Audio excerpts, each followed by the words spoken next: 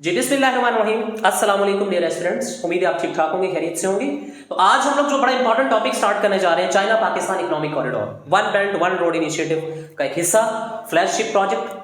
और याद रखिएगा ये ऐसे करंट अफेयर, पाक अफेयर, पॉलिटिकल साइंस और जो भी रेलिवेंट सब्जेक्ट्स हैं उसके लिए सबसे इंपॉर्टेंट जो टॉपिक्स हैं उनमें से एक टॉपिक ये भी है।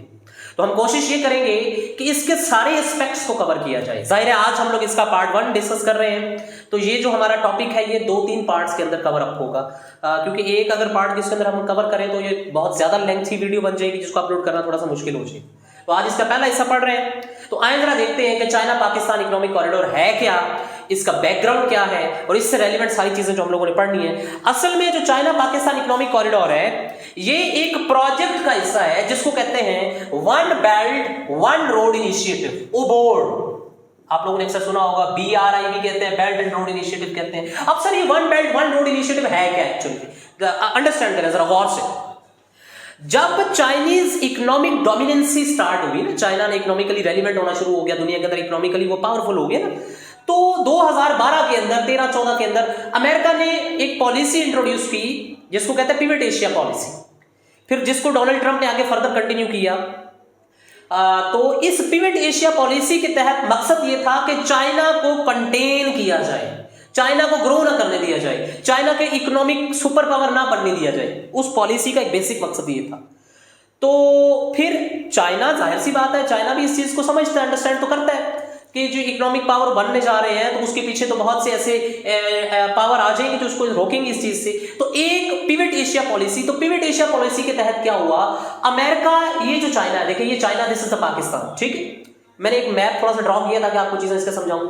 तो चाइना जो है वो क्योंकि बहुत ज्यादा एक दुनिया की फैक्ट्री है ना, it's a factory of the world, बहुत ज्यादा यहाँ प्रोडक्शन होती है, इसको बहुत ज्यादा पेट्रोल और इस तरह के जो प्रोडक्ट्स हैं, फॉसिल फ्यूल्स की जरूरत होती है, जो कि वो कहां से इंपोर्ट करते हैं, अरब ममालिक से इंपोर्ट करते हैं। और वो अरब ममालिक से जो फॉसिल फ्यूल्स हैं वो आते किस रास्ते से थे, देखिए जरा, वो इस रास्ते से आते थे, यहां से ऐसे आता था, ये यहां से, ये साउथ चाइना सी से गुजरता गुजरता फिर यहां एक आता है स्ट्रेट ऑफ मलाक्का, इंडोनेशिया और मलेशिया के दरमियान में एक स्ट्रेट है, छोटा सा रास्ता है जहां से बहरी जहाज गुजर के वो इस फिर हमारे अरेबियन सी से होते हुए कहां जाते थे, अरब कंट्रीज के अंदर जाते थे। अब अमेरिका ने क्या किया, यूएस की जो पॉलिसी है पिवट एशिया पॉलिसी के तहत, उसने जो रास्ते जहां से चाइना का ये ट्रेड गुजरती है वहां ऊपर आके कौन बैठ गया, यूएस आके बैठ गया। जब यूएस आके बैठ गया तो अब किसी भी वक्त एक जंग छिड़ने का खदशा पैदा हो गया भी, कोई ना कोई अगर यूएस पंगा करेगा, कोई प्रॉब्लम हो जाएगी, इशू हो जाएगा, तो इन दोनों के दरमियान वहां जंग हो जाएगी। लेट्स सपोज जो स्ट्रेट ऑफ मलाक्का इंडोनेशिया और मलेशिया के दरमियान एक बारीक सा रास्ता है जहां से ट्रेड गुजर के फिर चाइना की तरफ जाती थी। तो दोनों के ऊपर कौन बैठा हुआ है, स्ट्रेट ऑफ मलाक्का को कवर किसने किया, अमेरिका ने कवर किया। अगर थोड़ा सा कंफ्लिक्ट क्रिएट हो तो अमेरिका उस स्ट्रेट ऑफ मलाक्का को क्या कर सकता है, बंद कर सकता है, रास्ता रोक सकता है, जिसकी वजह से चाइनीज की जो ट्रेड है वो क्या हो सकती है, वो रोक सकती है। तो फिर चाइना ने क्या किया, इस पिवट एशिया पॉलिसी को खत्म करने के लिए, काउंटर करने के लिए उसने इस तरह के प्रोजेक्ट्स बनाना शुरू कर दिए, one belt one road initiative. इसके तहत पूरी दुनिया के अंदर 6 ट्रेड रूट्स बनाए गए, जिसके तहत चाइना को, यानी कि चाइना को मिडिल ईस्ट अरब कंट्रीज के साथ जोड़ा जाएगा, चाइना को किसके साथ जोड़ा जाएगा sir, one belt and one road initiative के तहत चाइना को कनेक्ट किया जाएगा सर मिडिल ईस्ट के साथ, मिडिल ईस्ट अरब कंट्रीज के साथ जोड़ा जाएगा। फिर चाइना को किसके साथ जोड़ा जाएगा सर, इसी के तहत, इस प्रोजेक्ट के तहत चाइना को यूरोप के साथ भी कनेक्टिविटी मिलेगी, ठीक है जी। और इसी प्रोजेक्ट के तहत चाइना को अफ्रीकन कंट्रीज के साथ भी क्या किया जाएगा, जोड़ा जाएगा। चाइना ने एक कनेक्टिविटी का एक चाइनीज ग्लोबलाइजेशन भी आप इसको कहते हैं, ठीक है ना। तो इस प्रोजेक्ट के तहत चाइना ने 2013 के अंदर इसको इनिशिएट किया, इसका एक विजन दिया, और इस वन बेल्ट वन रोड का जो फ्लैगशिप प्रोजेक्ट था, फ्लैगशिप प्रोजेक्ट कहते हैं जो सबसे पहला प्रोजेक्ट होता है, जो सैंपल प्रोजेक्ट होता है, जो मिसाल होता है भी इस तरह का हम लोग बनाएंगे, उसको फ्लैगशिप प्रोजेक्ट कहते हैं। तो जो इसका फ्लैगशिप प्रोजेक्ट है वो है China Pakistan economic corridor, one belt one road initiative का जो फ्लैगशिप प्रोजेक्ट है this is what we call CPEC, इसको कहते हैं CPEC, China Pakistan economic corridor. अब जरा यहीं पर ही एक लाइन में समझें, ये पाकिस्तान है, ये हमारे पास अरेबियन सी है। चाइना की पहले ट्रेड वहां से आती है, यहां से गुजरती हुई जापान, फिर ये सारे चाइनीज के जो हमसाया ममालिक है, आपको पता है चाइना के जो हमसाया ममालिक है, चाइना के उनके साथ इतनी अच्छी बनती नहीं है। फिर इस सी से गुजरती गुजरती गुजरती गुजरती यहां से वो स्ट्रेट ऑफ मलाका से गुजरती, फिर यहाँ अरेबियन सी आती है, फिर अरेबियन सी से यहाँ अरब कंट्रीज में, फिर अरब कंट्रीज से फिर आगे अफ्रीका में, जो कल मैंने आपको मैप बना के दिखाया था, आप दुनिया का मैप निकाल के भी उसको देख सकते हैं। तो पहले चीन की ट्रेड ऐसे आती है, और फिर चले चीन को मसला नहीं है, आप वो अगर लेंथी रूट भी लेके आती है, जाहिर इसमें जो है वो कॉस्ट ज्यादा आती है, लेकिन मसला है इस स्ट्रेट ऑफ मलाका की वजह से, क्योंकि जगह जगह के ऊपर कौन आके बैठ गया, अमेरिका बैठ गया है। अब मसला चीन को ये है कि अगर थोड़ा सा कंफ्लिक्ट क्रिएट हो तो अमेरिका तो चीन की ट्रेड रोक देगा, पेट्रोल रोक देगा, फॉसिल फ्यूल्स का जाना रोक देगा, ठीक है, जिसकी वजह से चीन को बहुत नुकसान। तो चीन ने फिर एक अल्टरनेट ढूंढा कि बजाय के ट्रेड यहां से जाने के, चीन ने पाकिस्तान के अंदर से ट्रेड रूट्स डेवलप किए। सीधा पाकिस्तान के अंदर से ट्रेड रूट्स डेवलप किए। जब चीन ने पाकिस्तान के अंदर से ट्रेड रूट डेवलप किए तो वो ट्रेड रूट्स डायरेक्ट उसको कहां ले आते हैं, अरेबियन सी के अंदर। अरेबियन सी के अंदर आगे सऊदी अरब, मिडिल ईस्ट सारा ऐसी है, फिर नीचे क्या हो गया, अफ्रीका, मिडिल ईस्ट से गुजरते हुए यूरोप भी। तो फिर चीन के लिए ये एक बड़ा जबरदस्त किस्म का प्रोजेक्ट, तो इससे चीन को भी फायदा है, पाकिस्तान को भी फायदा है। अब पाकिस्तान को क्या फायदा है, चीन को क्या फायदा है, ये सारी चीजें हम लोग देखते हैं वन बाय वन। आइए जरा डिस्कस करते हैं सीपैक एक्चुअली में है क्या, इसके सारे एस्पेक्ट्स क्या हैं। मैंने एक ओवरऑल आपको बता दिया, China Pakistan economic corridor, right, जो कि चीन से शुरू होता है, इस इलाके से काशगर से शुरू हो रहा है, यहां से यहां पाकिस्तान अरेबियन सी तक आ रहा है, सीपैक, ठीक है। तो सबसे पहले इसका इंट्रोडक्शन, तो इंट्रोडक्शन में आप इतनी चीज बता सकते हैं जो मैंने आपको बता दी। सर इंट्रोडक्शन या डेफिनेशन की आप हेडिंग दे सकते हैं। What is sir, it is a flagship project. What is actually sir, it is the flagship project. ये इनिशियल प्रोजेक्ट है सर, ये फ्लैगशिप प्रोजेक्ट है किसका, one belt one road initiative का, ओबोर का या BRI का, ये फ्लैगशिप प्रोजेक्ट है। पूरी दुनिया में जो सबसे पहला प्रोजेक्ट शुरू हुआ China Pakistan economic corridor, right. अच्छा सर, इसका बैकग्राउंड क्या है, ये इस रास्ते को ही क्यों अडॉप्ट किया गया, मतलब चाइना के इस रास्ते को, एक तो मैंने आपको वजह बताई सर इसका background, what is the background, जो अगली चीज हम लोगों ने डिस्कस करनी है, इसका बैकग्राउंड। अच्छा सर, बैकग्राउंड डिस्कस करेंगे, ठीक है, इसके अलावा और क्या चीजें हम लोग इसके अंदर डिस्कस करेंगे, लिए जी वो भी मैं आपको बता देता हूं, पहले ही आप लोग देख ले। बैकग्राउंड के बाद फिर हम लोग देखेंगे सीपैक के फेजेस, कि किन फेजेस के अंदर ये कंप्लीट होना है, कौन कौन से इसके हिस्से हैं। उसके बाद सीपैक के फेजेस के बाद देखेंगे कि सीपैक असल में बनाने की वजह क्या है। एक वजह तो मैंने आपको बता दी, फिर हम वजहों को, इन रीजंस को डिटेल्स में डिस्कस करेंगे कि एक्चुअली में डिटेल रीजंस हैं क्या, rational motive behind the CPEC. Motive, इसके पीछे मोटिव क्या है, पाकिस्तान का क्या मोटिव है, चाइना का क्या मोटिव है, मोटिव बिहाइंड सीपैक, ठीक है जी, रीजन क्या है, रैशनल क्या है। फिर उसके बाद हम लोग देखेंगे इश्यूज, कि सीपैक से रेलिवेंट क्या इश्यूज हैं, हमें क्या इश्यूज आ रहे हैं, चाइना को क्या इश्यूज आ रहे हैं, फिर कलेक्टिव क्या इश्यूज हैं, सारे इश्यूज हम लोग डिस्कस करेंगे यहां पर, ठीक है सर। इश्यूज को भी डिस्कस करेंगे, इश्यूज हैं, क्या इश्यूज आ रहे हैं, डिले के इश्यूज आ रहे हैं, सिक्योरिटी इश्यूज हैं, और बड़े इश्यूज हैं, इश्यूज।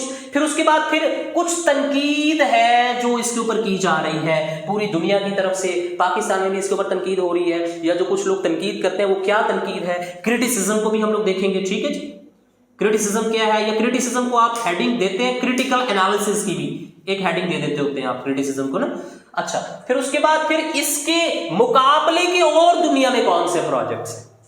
चीन ने जाहिर है one belt one road initiative दिया है ना, ओबोर का, BRI का, चाइनीज ग्लोबलाइजेशन का कंसेप्ट दिया ना अमेरिका को काउंटर करने के लिए, ठीक है, अपनी दुनिया के अंदर इकोनॉमिक हेजीमनी क्रिएट करने के लिए, अपने आप को सुपर पावर बनाने के लिए। तो जाहिर है फिर अमेरिका भी तो ऐसे बैठने नहीं वाला, जिसने US पिवट एशिया पॉलिसी दी, तो उसके अलावा फिर और भी तो वो मुख्तलिफ मंसूबे शुरू कर सकता है। तो और कौन से मंसूबे हैं जो अमेरिका ने शुरू किए हैं, उनमें से एक मिसाल है B3W, या जिसको आजकल हम लोग कह रहे हैं India middle east economic corridor. तो फाइनली हम इसको भी देखेंगे और इसका कंपैरिजन भी करेंगे BRI के साथ, सीपैक के साथ, कि ये उनसे कैसे मुख्तलिफ है और इनमें और उनमें क्या डिफरेंस है। मतलब ये है कि सीपैक से रेलिवेंट ये वो सारी डोमेन्स हैं जिसके अंदर रहते हुए क्वेश्चंस पूछता है, जिसके अंदर रह के चीजें। अब देखिए क्वेश्चन क्या हो सकता है, ये नहीं है कि मतलब ये खास एक पर्टिकुलर टर्म के ऊपर पूछेगा, मिक्सअप कर देता है चीजों को, लेकिन डोमेन्स यही है, ठीक है। तो 2 हिस्से बने या 3 हिस्से बने, इन 2 या 3 हिस्सों के अंदर हम इन सारी चीजों को कवर करेंगे ताकि आपको जो CPAC या BRI का जो प्रोजेक्ट है या जो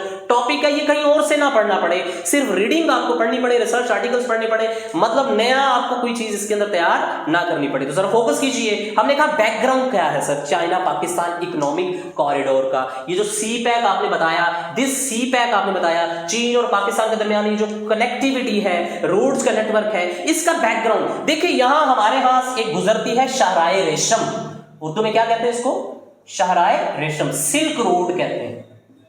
ये सदियों पुराना एक रास्ता है, एक रूट है शाहराए रेशम, यहां से गुजरती चाइनीज जो लोग हैं वो इस शाहराए रेशम से गुजरते हुए पाकिस्तान का ट्रेड रूट अख्तियार करते थे। पाकिस्तान से होते हुए वो मुख्तलिफ इलाकों तक जाते थे, अरेबियन सी, मिडल ईस्ट तक जाते थे, ईरान और इन सारे ममालिक तक अपने प्रोडक्ट्स जाकर बेचते थे, ठीक है।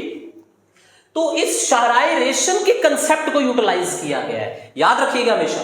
तो इसका बैकग्राउंड ये शाहराए रेशम ही है। तो हुआ ये 70s के अंदर इस सिल्क रोड को चाइना और पाकिस्तान ने मिलकर शाहराए रेशम डेवलप की। यहां से पंजाब पास से फिर ये ऐसे ये डेवलप होती होती हसन अब्दाल तक, ये पाकिस्तान और चाइना ने मिलकर क्या किया, ये शाहराए रेशम बनाई, डेवलप की, ठीक है ना। क्योंकि ये बहुत ज्यादा पहाड़ी इलाका है, बहुत ज्यादा ऊंचाई के ऊपर मौजूद है, तो ये भी दुनिया के अजूबा है कि इतनी ऊंचाई के ऊपर हमने एक मोटरवे टाइप का इलाका, एक रोड डेवलप किया हुआ है। तो ये शाहराए रेशम, इसी शाहराए रेशम की एक्सटेंशन है चाइना पाकिस्तान इकोनॉमिक कॉरिडोर। तो आप इसके बैकग्राउंड के अंदर ये लिख सकते हैं। एक तो ये लिखेंगे कि ना ये किसका प्रोजेक्ट है, बेल्ट एंड रोड इनिशिएटिव के जो 6 रूट्स हैं उसमें से पहला रूट क्या है आपके पास, CPAC।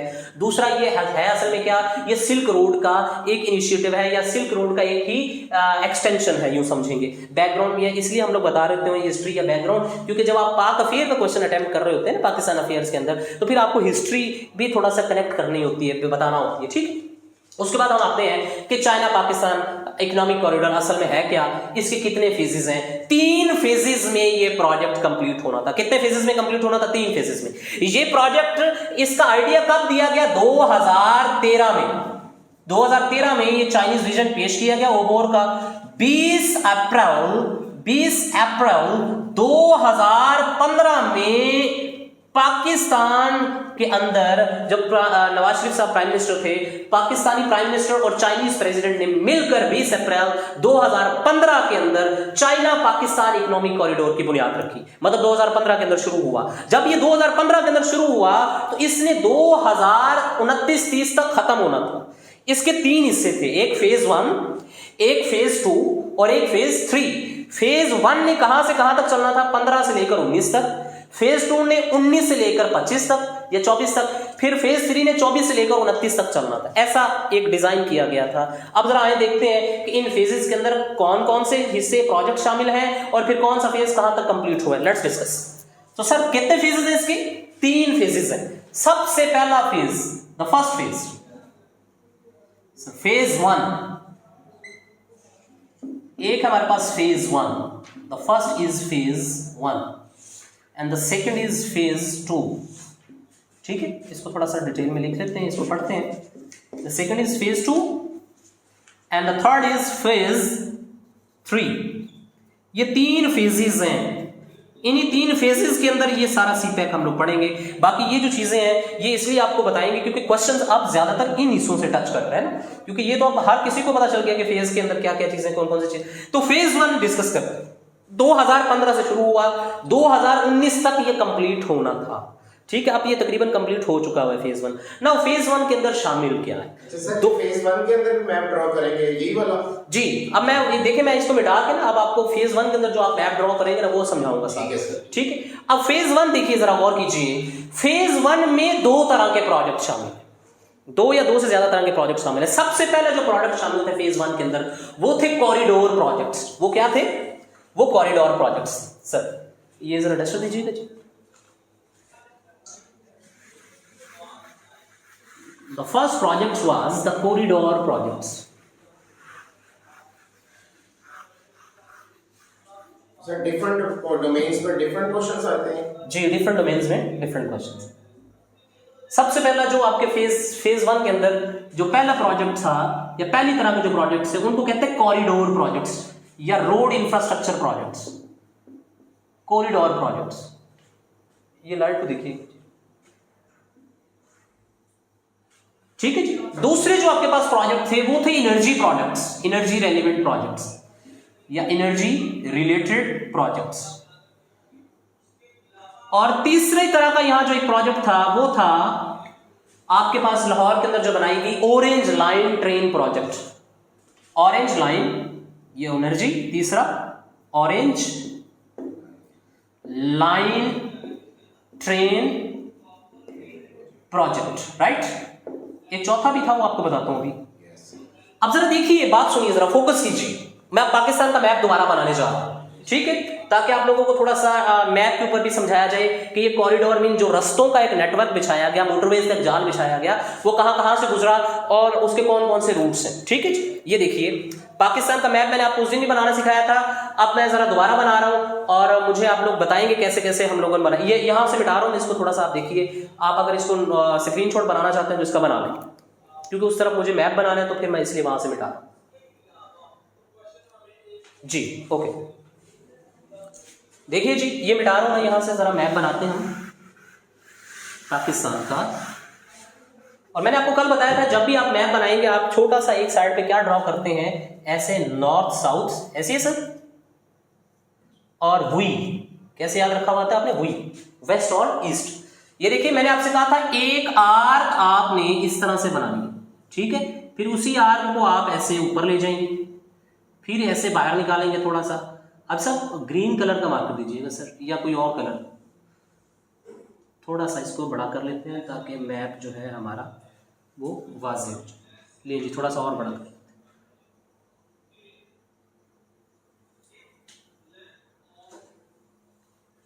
This is somehow Pakistan, ठीक है जी। सपोज कीजिए ये हमारे पास कोयटा एंड कराची, ये सफेद, ठीक है जी, ये ग्रीन है सर। अच्छा, इसके ऊपर आपको पता है यहां चाइना है ना, ये Kashgar China, here is China, हमारे ऊपर चाइना भी जो मैंने वहां मैप बनाया था। अब चाइना से ये खुंजराब पास, जो पाकिस्तान और चाइना को पास मिलाता है उसको कहता है Khunjerab pass. This is the Khunjerab. Khunjerab pass से आगे हमारे पास ये गिलगित बल्तिस्तान के साथ ये आ रही है शहराय रेशम, हसन अब्दाल तक आती है। कहां तक आती है जी, ये HA लिख रहा हूं, हसन अब्दाल। अब हसन अब्दाल से आगे 3 रूट्स, 3 पाथवे शुरू हो चुके हैं, 3 कॉरिडोर शुरू हो गए, जो मैं आपको बताने चाह रहा हूं। 3 कॉरिडोर है। सबसे पहला जो कॉरिडोर है, the first corridor is, this is the blue one, green one. जो पहला कॉरिडोर है आपके पास, उसको आप लोग कहते हैं, the first corridor is eastern corridor, eastern corridor, right, ठीक है जी, ब्लू कलर से मैंने रिप्रेजेंट किया। और एक है आपके पास सेंट्रल कॉरिडोर, फाइन जी, सेंट्रल कॉरिडोर। और एक हम लोग जो है ब्लू कलर से बना लेते हैं, सॉरी, या इसी कलर से बना लेते हैं, that is what you called, या ग्रीन से, उसको कहते हैं western corridor, western corridor, fine, ठीक है जी। अब जरा बात सुनिए, फोकस कीजिए। ईस्टर्न कॉरिडोर जो किस साइड पे, पाकिस्तान की ईस्ट साइड पे। ईस्टर्न कॉरिडोर में क्या हुआ, ईस्टर्न कॉरिडोर जो ब्लू कलर से हमने बनाया, हसन अब्दाल से एक मोटरवे बनाई गई इस्लामाबाद तक। कहां तक, इस्लामाबाद तक, इस्लामाबाद तक बनाई गई। ये देखिए जी, ये IS, इसको समझे जरा, ये इस्लामाबाद तक। इस्लामाबाद से फिर मोटरवे जो ऑलरेडी मौजूद थी वो लाहौर तक तो मौजूद थी, ठीक है, ये लाहौर तक। फिर लाहौर से जो नई मोटरवे बनाई गई वो लाहौर से मुल्तान तक बनाई गई, मुल्तान तक बनाई गई, M लिख देते हैं। मुल्तान से फिर बनाई गई सखर तक, ठीक है जी, सखर। और सखर से बनाई गई हैदराबाद, और हैदराबाद से उसको किससे मिला दिया गया, कराची तक। तो जरा देखिए, ये जो कॉरिडोर है ये ईस्टर्न साइड पर है ना, कोई इशू आ रहा है रिकॉर्डिंग, ये कॉरिडोर ईस्टर्न साइड पर है, इसलिए इस कॉरिडोर को आप ईस्टर्न कॉरिडोर भी कहते हैं, ठीक है ना। कॉरिडोर मतलब रास्ता, सड़क, कॉरिडोर बरामदे को कहते हैं ना, रास्ते को कहते हैं। तो ये देखिए सिल्क रोड हसन अब्दाल से इस्लामाबाद, इस्लामाबाद से लाहौर, तो ऑलरेडी पैच मौजूद था हमारे पास। फिर लाहौर से मुल्तान नई मोटरवे बनाई गई अब्दुल हकीम। फिर मुल्तान से सखर, सखर से हैदराबाद, हैदराबाद से कराची। तो देखिए चाइना को आपने समंदर के साथ कनेक्ट कर दिया कनेक्ट। ये this pathway, this corridor is called eastern corridor. इसके समहाउ आपने क्या याद रखने हैं, इसके शहरों के नाम कुछ याद रख लीजिएगा जो बड़े बड़े शहरों के नाम है, ठीक है, फाइन। अब हम बात करते हैं दूसरा corridor, that is what you called central corridor, जिसको क्या कहते हैं आप, सेंट्रल कॉरिडोर। अब सेंट्रल कॉरिडोर जो है, जो सेंटर में से गुजर रहे हैं, सर हसन अब्दाल से इस्लामाबाद, इस्लामाबाद से आया डीजी खान, ठीक है, डीजी खान से ये ऐसे सेंटर से होता हुआ, मुख्तलिफ जिलों से होता हुआ, कंपैरेटिव इसी के, और ये जा रहा है, यहां एक मुकाम आता है बसीमा, और बसीमा से ये फिर टर्न कर जाता है, मुड़ जाता है, ये इस वेस्टर्न कॉरिडोर का हिस्सा बन जाता है। पहले वेस्टर्न फिर ड्रॉ करते हैं। This is the central corridor. Central corridor कहां से कहां है एग्जैक्ट याद रख लें। हसन इब्दाल से इस्लामाबाद, वो तो ऑलरेडी मौजूद है, इस्लामाबाद से डीजी खान से फिर ये सेंट्रल रूट से होता हुआ अब किसके साथ जाके मिलेगा, ये वेस्टर्न कॉरिडोर। तो मैं वेस्टर्न कॉरिडोर ड्रॉ करने जा रहा हूं। देखिए इस्लामाबाद हसन इब्दाल से इस्लामाबाद ऑलरेडी, ठीक है, और ये आ गया यहां पर, ये गया Dera Ismail Khan, DI Khan. Green marker थोड़ा सा वो है, आप ब्लैक बना दे दें, ब्राउन यूज कर रहे हैं। हाँ चलें ब्राउन यूज कर लीजिए। देखिए जी डेरा इस्माइल खान, ठीक है जी, डेरा इस्माइल खान से फिर ये इस रस्तों से होता हुआ KPK का हिस्सा थोड़ा सा शामिल हो गया। KPK से फिर ये हो रहा है, आ रहा है, कहां से जा रहा है जी, ये आपके पास ये बलूचिस्तान से जा रहा है, ठीक है, कोयटा को क्रॉस करेगा, ये बलूचिस्तान के मुख्तलिफ रीजन से गुजरता हुआ, मैं आपको नाम लिखवा देता हूं किन किन जिलों से गुजरता है। फिर ये जो मैं कह रहा था ना, ये बसीमा के मुकाम पर ये वाला मोटरवे भी इसी से मिल जाता है। अल्टीमेटली ये जाके, ये देखिए ये इस तरह से मिल रहा है जाके, ये भी समंदर को टच दे रहा है। अब देखिए ये नेटवर्क बन गया है, मोटरवेज का नेटवर्क है। सर इसको सीधा ही रखें, आप इसको वो डिस्टर्ब करेंगे ना तो वीडियो भी डिस्टर्ब होगी। यहीं पे है ना फोकस जी, क्योंकि आप इसको सीधा भी रखेंगे तो वो ठीक ही कह मैप का बच्चों को मैंने कहा थोड़ा सा हो जाएगा ज़ूम करके। अच्छा ठीक है, तो ये प्रोजेक्ट है, एक ये कॉरिडोर है जिसको आप कहते हैं ईस्टर्न कॉरिडोर, जो सबसे पहले मुकम्मल हुआ, जिसके ऊपर सबसे ज्यादा तवज्जो थी। एक है आपके पास, this is the central corridor and this is the western corridor, ठीक है। तो ये जो सेंट्रल कॉरिडोर है, ये भी अल्टीमेटली बसीमा के मुकाम के ऊपर जाके किससे मिल जाता है, ये भी अल्टीमेटली जाके मिल जाता है वेस्टर्न कॉरिडोर से। अब देखिए जरा, ये रस्तों का नेटवर्क बन गया ना, चाइना को आपने जोड़ दिया अपने समंदर से, और चाइना तो यही चाहता था ना, चाइना को यही सेफ रूट चाहिए था, एक उसके दोस्त मुल्क के अंदर से उसको 3 मोटरवेज का जाल मिल रहा है उसकी तजारत के लिए, है कि नहीं है। अब मुझे एक बात बताएं आप, यू मेरे इज अ क्वेश्चन कि सर इसमें क्या हुआ, चीन को तो चले फायदा हो गया, बेसिकली हमें भी तो फायदा होगा ना इसका, डेफिनेटली क्या फायदा होगा, मोटरवे जो बने हैं, नेटवर्क बना है, हमारी भी तो कनेक्टिविटी इंप्रूव होगी। लेकिन बुनियादी फायदा इसमें किसको है, बुनियादी फायदा इसमें चीन को है ना, चीन को नेटवर्क मिल गया ना, रोड नेटवर्क मिल गया। लेकिन आप सवाल पूछ सकते हैं कि सर हमें क्या फायदा मिला, तो आए जरा मैं आपको बताने जा रहा हूं कि इस कॉरिडोर प्रोजेक्ट्स के बदले में हमें क्या फायदा मिला। हमें मिले हैं energy projects. What we got in the resultantly, so we got energy projects. इसके तहत 11,000 मेगावाट बिजली के मंसूबे लगाए गए। कितने मेगावाट, 11,000 मेगावाट। सर कितनी बिजली प्रोड्यूस की गई सर, 11,000। इसको थोड़ा सा आगे करके यहाँ लिख लेते हैं, 11,000 मेगावाट इलेक्ट्रिक बिजली के जो मंसूबे लगाए गए IPPs के तहत, और बड़े कुछ कोल पावर में आपको बता देता हूँ कौन कौन से मेजर हम लोग याद रख लेते हैं। सर कौन कौन से प्रोजेक्ट्स से जो इलेक्ट्रिक प्रोजेक्ट्स लगाए गए, उन प्रोजेक्ट्स में एक है सहीवाल कोल पावर प्लांट। अक्सर आप लोग गुजरे ना GT रोड से सहीवाल, आप देखते हैं सहीवाल के नजदीक जो है वो बहुत बड़े बड़े उन्होंने 3 इस तरह के एक कोल पावर प्लांट्स लगाए हैं, दूर से नजर आते हैं, ठीक है, सहीवाल। फिर कायदे-आजम सोलर पावर प्लांट लगाया गया भावलपुर के अंदर, जिसके ऊपर आजकल बड़ी तनकीद हो रही है, कायदे-आजम सोलर पावर प्लांट्स, ठीक है जी, जो सोलर पावर प्लांट्स का एक बड़ा नेटवर्क लगाया गया जो बिजली सूरज से पैदा कर रहे हैं। इसी तरह जंग पीर पावर प्लांट, तो इस तरह के कई प्रोजेक्ट 2-3 आप लोगों ने याद रख लेने हैं, ठीक है, जो कि बतौर एग्जांपल आप लोग बताएंगे। इस तरह के कई प्रोजेक्ट्स बनाए गए, और लेकिन ये जरूर याद रखना है कि कितनी बिजली प्रोड्यूस की जानी थी इनके तहत, 11,000 मेगावाट इलेक्ट्रिसिटी प्रोड्यूस की जानी थी, और हुई भी, ठीक है ना जी, हुई भी। तो उस वक्त हो रहा है बेटा 2015 के अंदर, जब पाकिस्तान के अंदर बिजली का बहुत लोड शेडिंग थी, बिजली का पावर सेक्टर की शॉर्टेज, पावर की बड़ी शॉर्टेज थी ना, हमारी इंडस्ट्री बड़ी डिस्टर्ब थी इसकी वजह से। तो ये प्रोजेक्ट उस वक्त बनाया जा रहा है, ऐसे ही। तो 11,000 मेगावाट्स के फौरन मंसूबे लगाए गए, पाकिस्तान के अंदर इलेक्ट्रिसिटी की जो कमी थी उसको पूरा करने की कोशिश की गई। तो इससे देखें चीन को फायदा हो रहा है, इससे किसको फायदा हो रहा है? पाकिस्तान को। फिर एक और प्रोजेक्ट था जिसको आप लोग कहते हैं orange line train project. What you call that? Orange line train project. और उस ऑरेंज लाइन ट्रेन प्रोजेक्ट के तहत क्या हुआ? उस ऑरेंज लाइन ट्रेन प्रोजेक्ट के तहत लाहौर के अंदर ऑरेंज लाइन ट्रेन बनाई गई। ये भी सीपैक फेज 1 का ही हिस्सा था। इसका भी ज़ाहिर है पाकिस्तान को फायदा हुआ, लाहौरियों को फायदा हुआ, लाहौर भी पाकिस्तान का हिस्सा है। फिर एक और याद रखें, एक और वो था ऑप्टिकल फाइबर नेटवर्क। आ जाए सर, आ जाए प्लीज। ऑप्टिकल फाइबर की एक नेटवर्क, ऑप्टिकल फाइबर बिछाया गया, कहां से कहां? ऑप्टिकल फाइबर कनेक्टिविटी दी गई। सर ऑप्टिकल फाइबर कहां? देखिए ऑप्टिकल फाइबर को यहां इस्लामाबाद से हुंजरात पास तक, चाइना तक ऑप्टिकल फाइबर की भी एक वायरिंग की गई, नेटवर्क बिछाया गया। ऑप्टिकल फाइबर के थ्रू जो इंटरनेट कनेक्टिविटी है, जो कम्युनिकेशन वो ज्यादा बेहतर होती है। तो हमारे यहाँ पाकिस्तान के नीचे तक तो मौजूद थी, तो ऊपर तक भी ऑप्टिकल फाइबर का एक नेटवर्क बिछा दिया गया। So this is all about phase 1। इस फेज 1 के अंदर $19 बिलियन खर्च किए गए, $19 बिलियन रुपीज,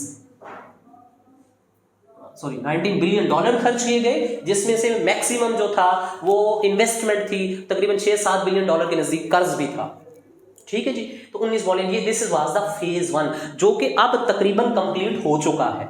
ठीक है, तो होना कब था कंप्लीट? मैंने आपको बताया 2015 में शुरू हुआ, 2019 में इसको कंप्लीट होना था, लेकिन कंप्लीट अब जाके हुआ तकरीबन। तो अब 2019 में शुरू किसको होना था? फेज 2 को। और फेज 2 अभी प्रॉपर शुरू नहीं हुआ। अब फेज 2 के अंदर कौन सी चीजें शामिल हैं, फेज 2 में कौन से प्रोजेक्ट शामिल हैं, लेट्स डिस्कस कि सर फेज 2 में कौन कौन सी चीजें शामिल हैं जिनको शुरू होना था, जो कि अब तक शुरू नहीं हुए हैं। तो मैं इसको मिटाने लगा हूं। आप इसका अगर स्क्रीनशॉट लेना चाहते हैं या इसकी कोई फोटो बनाना चाहते हैं तो बना लें। सही चल रही रिकॉर्डिंग जी, जबरदस्त। 27 मिनट हो, 40 मिनट तक हम इसको लेके जाएंगे, तो ताकि अपलोड जो है वो इजी हो जाए।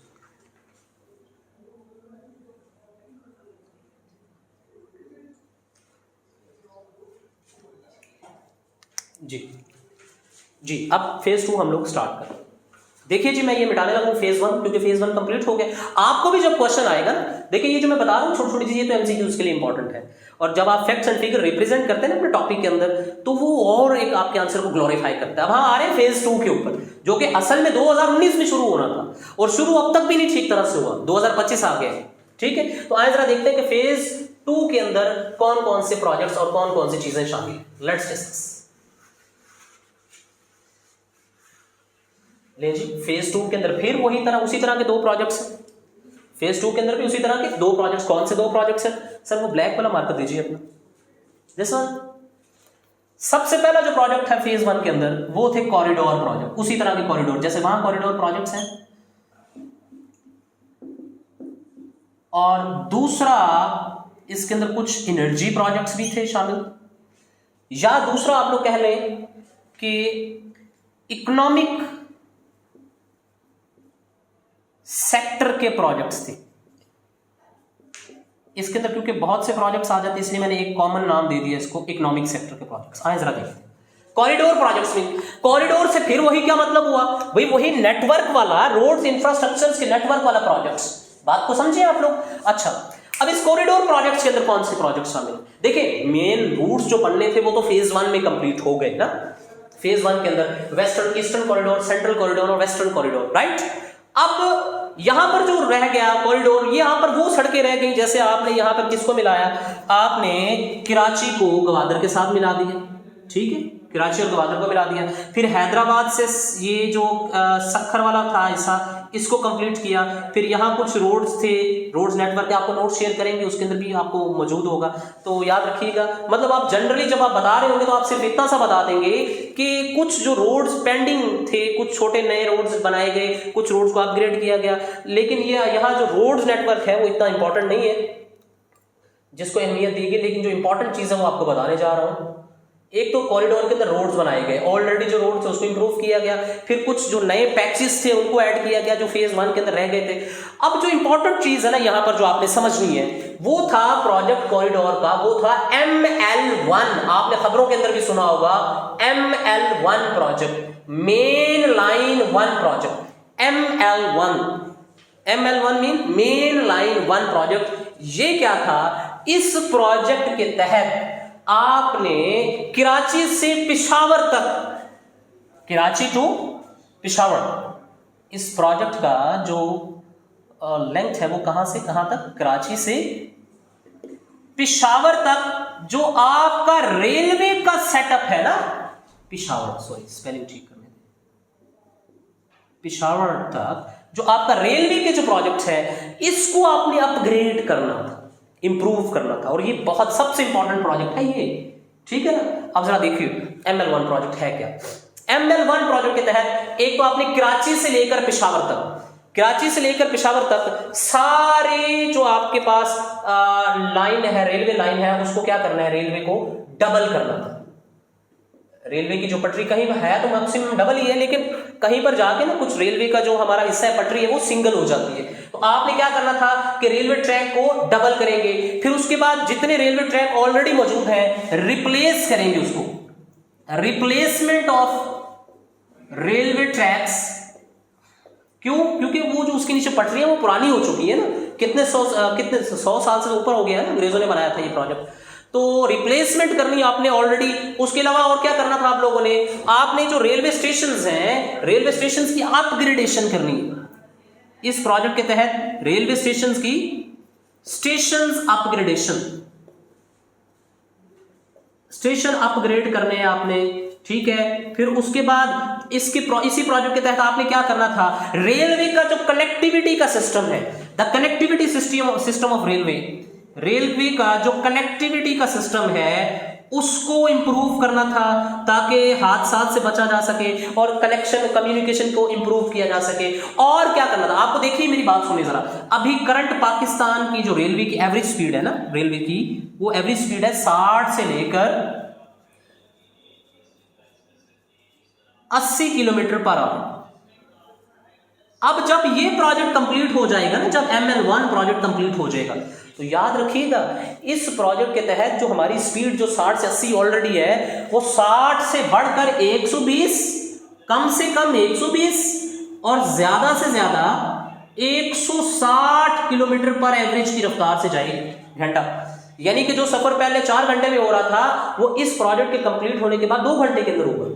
इतनी ज्यादा कनेक्टिविटी इंप्रूव हो जाएगी। फिर उसके बाद जितनी रेलवे क्रॉसिंग है, फाटक जिसको हम लोग कहते हैं, वो रेलवे क्रॉसिंग, उन फाटक को क्या किया जाएगा, वो खत्म कर दिए जाएंगे। रेलवे क्रॉसिंग्स जो हैं वो रिमूव कर दी जाएंगी, फाटक खत्म कर दिए जाएंगे। कैसे भी, या उनके फ्लाईओवर उनके ऊपर बना दिए जाएंगे, अंडर पासेस बनाए जाएंगे। तो ये आपके पास था। सिग्नल सिस्टम मैंने आपको कहा इंप्रूव किए जाएंगे, और रेलवे स्टेशन जो है वो अपग्रेड किए जाएंगे, रेलवे क्रॉसिंग जो है वो खत्म की जाएंगी। और फिर इसी तरह आपने याद रखना, मैंने कहा स्पीड को जो है वो इंक्रीज किया जाएगा। अच्छा, बाद में एक बात याद रखें, फिर ये पेशावर है ना हमारे पास, यहाँ पे पेशावर।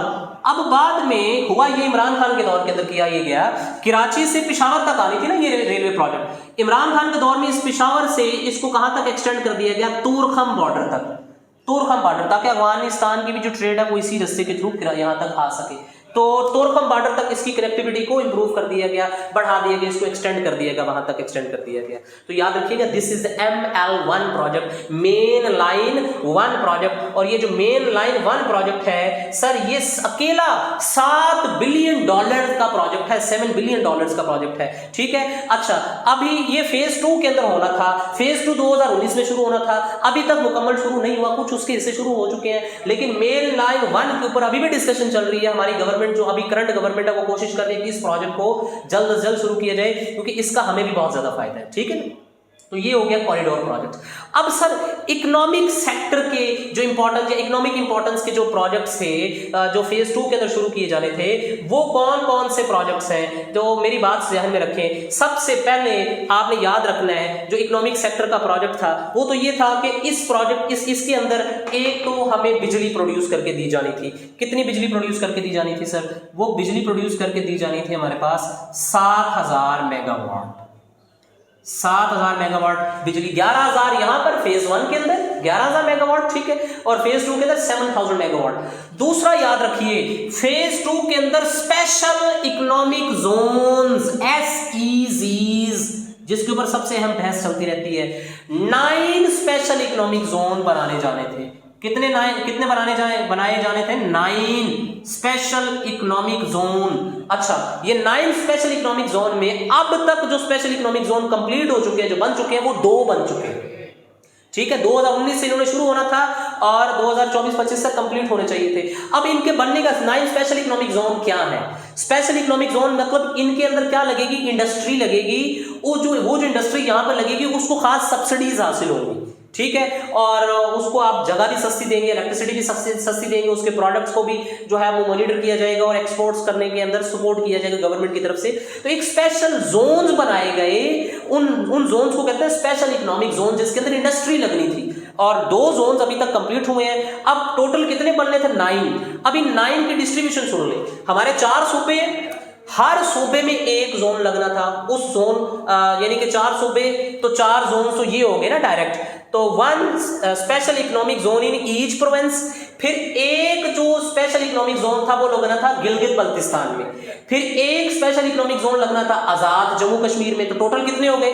4 और 2 6 हो गए, ठीक है। 4 सूबों के, एक गिलगित बल्तिस्तान का और एक आजाद जम्मू कश्मीर का, टोटल 6। एक आपने जो है 2 आपने वो दिए किसको? सेंटर को दिए आपने, हमें दिए अपना कैपिटल सिटी को दिए कि वो अपनी मर्जी से जिसके अंदर लगाना चाहे लगाए, ठीक है। 2 shall be given to the federal government. तो उसने जो वफाकी गवर्नमेंट थी उसने एक जो आपने 2 उनको डेडिकेट किए कि आप अपनी मर्जी से 2 SEZs जहां मर्जी लगाएं। एक उसने कराची के अंदर लगाया फेडरल गवर्नमेंट ने, और एक उन्होंने लगाया इस्लामाबाद के नजदीक। और उसके बाद जो आखिरी 9वां बच गया, 9वां स्पेशल इकोनॉमिक जोन, वो फाटा के अंदर लगना था, जो कि अब केपी का हिस्सा है, फेडरली एडमिनिस्ट्रेटेड ट्राइबल एरियाज, ठीक है। तो याद रखिए इस तरह से 9 स्पेशल इकोनॉमिक जोन बनने थे। 4 जो है वो हर सूबे के अंदर, हर सूबे का अलग इकोनॉमिक जोन, ठीक है। पंजाब का अलग, केपी के अलग, सिंध का अलग और बलूचिस्तान का अलग। फिर एक स्पेशल इकोनॉमिक जोन किसका? गिलगित बल्तिस्तान का, एक आजाद जम्मू कश्मीर का और एक किसका? फाटा का। और 2 किसको दिए गए? सेंट्रल गवर्नमेंट को, फेडरल गवर्नमेंट को, वो अपनी मर्जी से जिधर मर्जी लगाए। तो उन्होंने एक कहां लगाया? कराची के अंदर लगाने का प्रोजेक्ट शुरू किया, और दूसरा कहां शुरू किया उन्होंने? इस कैपिटल एरिया के नजदीक, इस्लामाबाद के नजदीक उन्होंने शुरू किया। तो ये 9 स्पेशल इकोनॉमिक जोन्स हैं। याद रखिएगा जब ये कंप्लीट हो गए तो पाकिस्तान के अंदर एक इंडस्ट्रियल रेवोल्यूशन आ जाएगा। अच्छा, इसके अंदर गुंजाइश ये दी गई, हर सूबे को इख्तियार दिया गया कि हर सूबा अपनी मर्जी से उसके अंदर अपनी मर्जी की इंडस्ट्रीज लगाए। जैसे केपी के अंदर ज्यादातर पहाड़ है, तो केपी के अंदर जो स्पेशल इकोनॉमिक जोन बनाए गए उसके अंदर जो ज्यादा इंडस्ट्रीज के ऊपर फोकस किया गया वो इंडस्ट्री मार्बल से रेलिवेंट इंडस्ट्री है। अंडरस्टैंड? तो these are the special economic zones, याद रखिएगा। उसके बाद तीसरा इसके अंदर इकोनॉमिक सेक्टर प्रोजेक्ट्स के अंदर जो वो शामिल किया गया प्रोग्राम्स, वो थे गवादर से relevant project. Gwadar relevant projects, Gwadar related projects. अब गवादर रिलेटेड प्रोजेक्ट्स कौन कौन से थे, कौन कौन से शामिल किए गए? अब जरा आप लिखते जाए, मैं आपको बोल देता हूं। गवादर रिलेटेड प्रोजेक्ट, मेरे पास जगह कम है। सबसे पहले गवादर इंटरनेशनल एयरपोर्ट बनाया जाना था। फिर गवादर का मास्टर सिटी प्लान, गवादर को मास्टर सिटी प्लान के तहत डेवलप किया गया। फिर गवादर के लिए 300 मेगावाट का पावर प्लांट लगाया गया। फिर गवादर के लिए जो है डीसैलिनेशन, मतलब समंदर का पानी निकाल के पानी को साफ किया जाएगा और गवादर के अंदर पानी की जरूरियात को पूरा किया जाएगा। फिर गवादर के अंदर मतलब ये गवादर से रेलिवेंट प्रोजेक्ट्स थे, ठीक है। तो पावर प्रोजेक्ट भी हो गया। फिर गवादर के अंदर हॉस्पिटल भी बनाया जाएगा और गवादर के अंदर वोकेशनल ट्रेनिंग यूनिवर्सिटी भी बनाई जाएगी। अभी इनमें से कुछ प्रोजेक्ट्स कंप्लीट हुए हैं। मास्टर सिटी प्रोग्राम जो है वो कंप्लीट है। एयरपोर्ट भी तकरीबन कंप्लीट था, उसका इफ्तिताह पिछले दिनों होना था, शायद हो चुका है। और बाकी गवादर से रिलेटेड जो मैक्सिमम प्रोजेक्ट्स हैं वो तकरीबन तैयार है, ठीक है। और 9 जो SEZs हैं इनमें से 2 SEZs जो है वो तकरीबन फंक्शनल हैं, बाकी के ऊपर अभी काम जारी है। ये जो 7000 मेगावाट बिजली है ये बन चुकी है, ये प्रोजेक्ट्स जो हैं ये शामिल हो चुके हैं, ठीक है। तो याद रखिएगा। इसके अलावा सर इकोनॉमिक जोन्स या स्पेशल इकोनॉमिक प्रोजेक्ट्स हैं वो कौन कौन से थे जो अभी इसके अंदर शामिल थे? वो दूसरा था सोशो इकोनॉमिक डेवलपमेंट, किसकी? बलूचिस्तान की, क्योंकि ये मेन हिस्सा जो है वो बलूचिस्तान को टच कर रहा है ना CPEC का। तो बलूचिस्तान की सोशो इकोनॉमिक डेवलपमेंट, बलूचिस्तान से रेलिवेंट प्रोजेक्ट, $1 बिलियन खर्च किया जाना था। किस चीज के लिए? बलूचिस्तान में हॉस्पिटल्स बनाने के लिए, बलूचिस्तान में यूनिवर्सिटीज बनाने के लिए, बलूचिस्तान के अंदर पॉवर्टी इरेडिकेशन या पॉवर्टी रिमूव या एलिविएशन प्रोग्राम्स चलाने के लिए, बलूचिस्तान के अंदर से बेनजीर इनकम सपोर्ट प्रोग्राम के तहत लोगों को कैश ट्रांसफर किए जाते हैं। इस तरह के प्रोजेक्ट जो है वो बलूचिस्तान के अंदर शुरू किए जाने थे।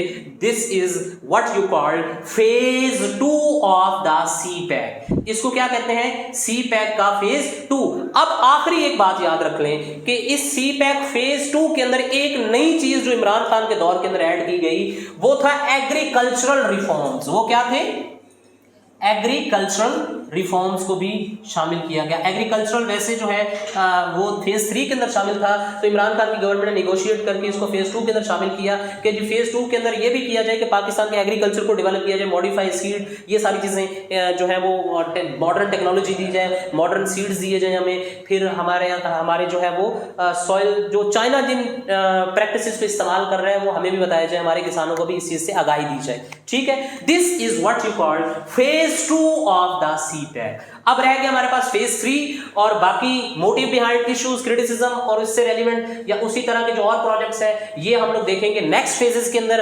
अब तक जो हम लोगों ने पढ़ा मैं रिपीट कर देता हूं 2-3 मिनट्स के अंदर, जरा गौर सुनना डियर स्टूडेंट्स। हम लोगों ने कहा चाइना पाकिस्तान इकोनॉमिक कॉरिडोर जो कि असल में किसका हिस्सा है? One belt one road initiative, जो चाइनीज ग्लोबलाइजेशन, चाइनीज रीजन जो है इंटरकनेक्टेडनेस ऑफ द वर्ल्ड, तो जो कि अमेरिका ने जो पिवट एशिया पॉलिसी बनाई उसके काउंटर के अंदर चाइना ने ये one belt one road initiative आगाज किया। 6 प्रोजेक्ट्स हैं, उसमें 6 रोड्स हैं या 6 कॉरिडोर्स हैं, उसमें जो पहला है वो CPEC है। Fine, China Pakistan economic corridor जो कि फ्लैगशिप प्रोजेक्ट है, जो कि इसका बैकग्राउंड सिल्क रोड के कंसेप्ट के ऊपर है, ठीक है। ये जो सिल्क रोड आ रहा था शहराई रेशम, और इसके कितने फेजेस है? मैंने कहा 3 फेजेस है। How much phases? There are the 3 phases, तो फेज 1, फेज 2 एंड फेज 3।